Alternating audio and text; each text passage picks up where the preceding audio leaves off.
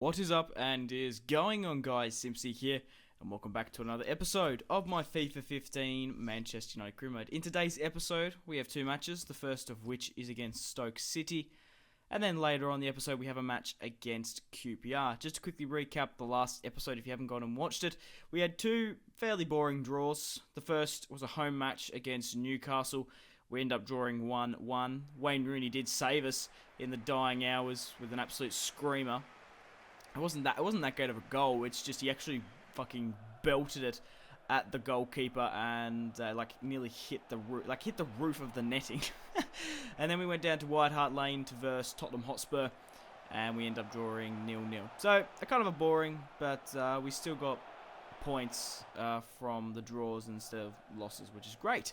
But like I said, we got a match against Stoke City and QPR. Now look at this goal from Juan Mata here. Nice little, I don't even know what that was. It was just like a nice little cutback, and he managed to just like scoop it over Begovic, I do believe that is, unless he's been transferred. I think that's Begovic in goal. I'm just going to show you the replay there. Like, I don't even know how he, it was just like a nice one-touch pivot sort of thing, and he hit it with his right foot as well. He is a left footer, Juan Mata.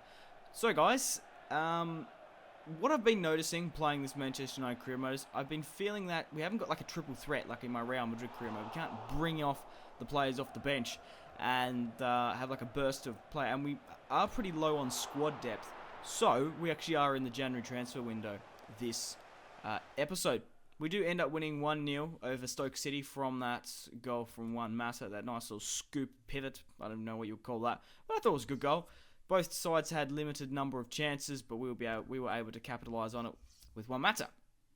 Now, we do actually have a cup match against Hull City, and like I said, guys, I am not interested in playing the cup matches unless we get into the final, but we'll see how we go. Like I said, we were low on funds, and we are low on players, so I decided to bring back Zaha, because I will be playing him quite a lot, and I think he's better suited. He actually was a striker in the last couple of FIFAs, and so I'm going to be bringing him back. I'm also looking at some free agents. This guy actually looks alright, 20 years of age, centre mid. He's got some alright sort of stats, and we're going to try bringing some agents because obviously we sold Valencia, we sold Young, Cleverly, Anderson, so we still need to like we haven't been fortunate with good wingers at Manchester United. Obviously we've had a start bringing in what's his name? Angel Di Maria. But I want to just bring in some more squad depth. And this guy, Tim Payne, looks alright, 20 years of age, a centre mid. He's a New Zealander. He's a Kiwi. So we're going to be bringing him in for, look at that, that's cheap as chips. 1,000 a week, 1,250 a week.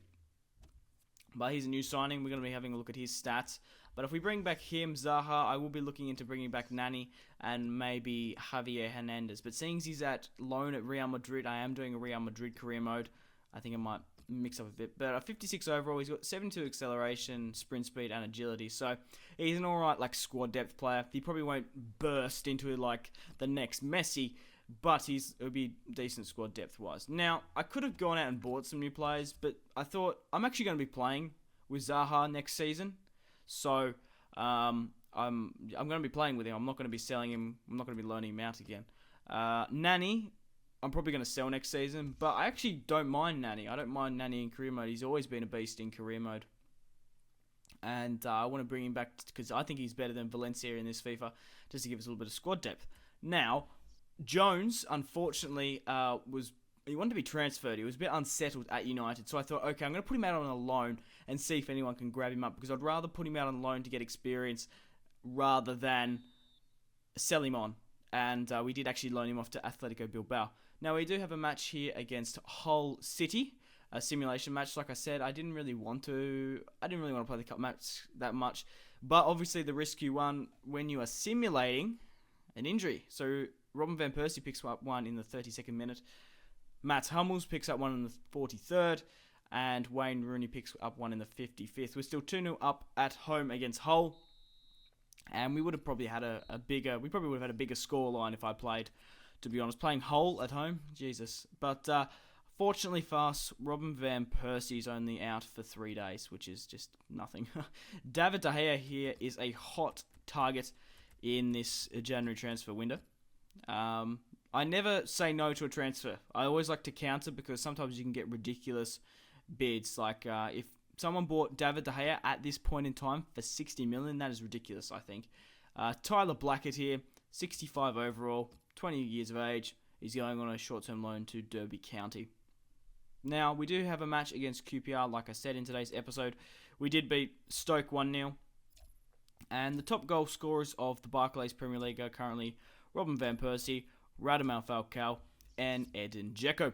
Doumbia is currently sitting on 11. So it's interesting to see that Manchester City has 2 players in the top 5, as long as Manchester United. They're having a pretty good season, even though it probably doesn't look like that. But the table's shaping up quite interesting. You can go back and have a look at the top 5 if you want, because I'm quite surprised that it's like this far in the campaign. But we do have a match against QPR here. We're going to be facing Rio Ferdinand for the second time this season. And QPR are not doing too flash. They're on 23 points. They're currently on 14th. But that table's starting to look a little bit better, because in the last episode it was, I think, Newcastle, Arsenal, Tottenham, and Stoke were in the top 5, which is absolutely ridiculous. But it's not. It's just, I wouldn't expect it. It's probably not ridiculous. But Robin Van Persie starts off the scoring here. The Flying Dutchman with the header.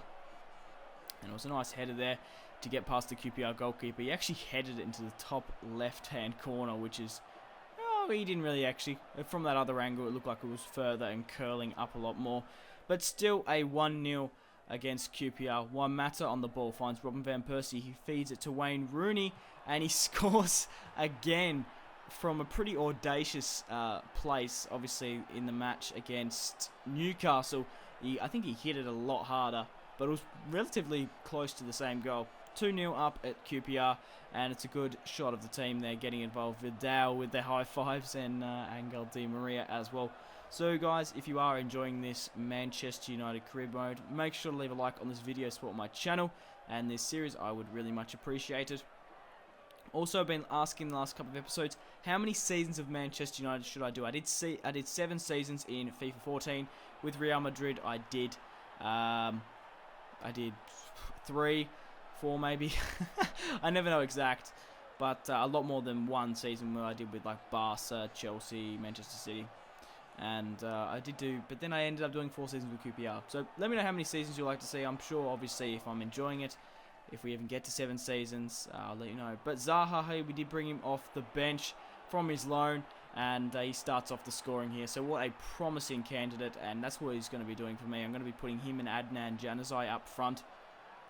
I did bring off Daley Blind off the bench to give him a bit of a run in the side, but Zaha is going to be probably going to be my main replacement striker, because Javier Hernandez on my Real Madrid career mode, I just don't like him. I don't know what it is, which is a shame, because in my FIFA 15 Real Madrid career mode, I actually signed Javier Hernandez in the window. You can go actually in the starting window. You can go back and have a look, because I thought he was a fantastic squad rotational player. But in my Real Madrid career mode, I'm just not playing well with him. I just feel he's really sluggish and kind of fat, to be honest.